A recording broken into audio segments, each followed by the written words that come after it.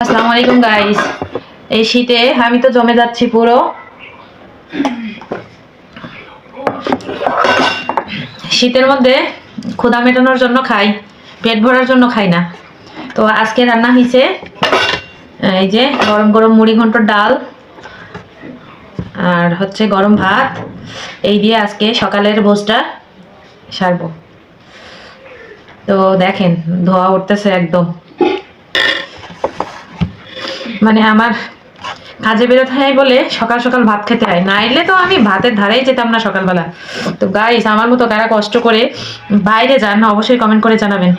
আমি কিন্তু শীতে জমে যাচ্ছি। আমার লাইফে কখনো আমি এমন শীত দেখি নাই। বিসমিল্লাহ।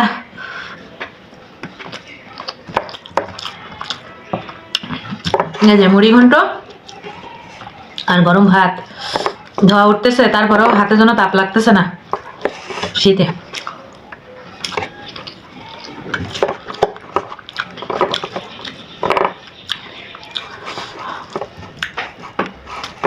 আসসালামু আলাইকুম গাইস।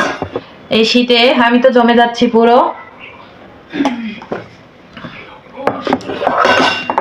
শীতের মধ্যে ক্ষুধা মেটানোর জন্য খাই, পেট ভরার জন্য খাই না।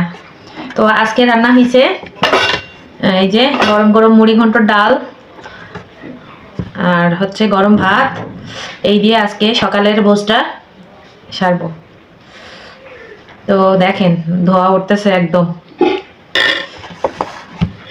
মানে আমার কাজে বেরোতে হয় বলে সকাল সকাল ভাত খেতে হয়, নাইলে তো আমি ভাতের ধারেই যেতাম না সকালবেলা। তো গাইস, আমার মতো কারা কষ্ট করে বাইরে যান অবশ্যই কমেন্ট করে জানাবেন। আমি কিন্তু শীতে জমে যাচ্ছি। আমার লাইফে কখনো আমি এমন শীত দেখি নাই। বিসমিল্লাহ।